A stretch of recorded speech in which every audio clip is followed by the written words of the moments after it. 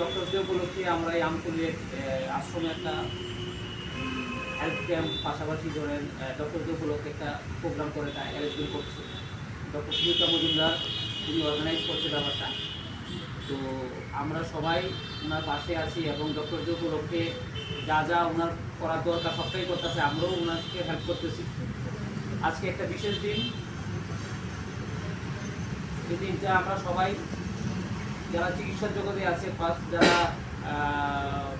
health সেন্টারে আছে বা হেলথের লোকে জড়িত আছে, ওই দিনটার দিকে আমরা সবাই আজকে খুব একটা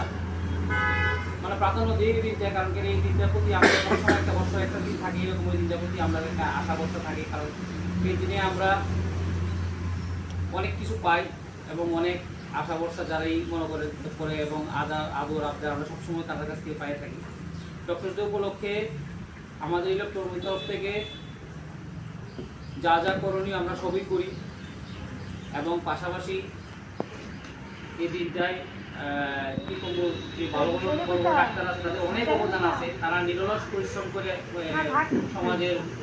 বিভিন্ন শ্রেণীর লোকদের সেবা করতেছে এবং তাদের এই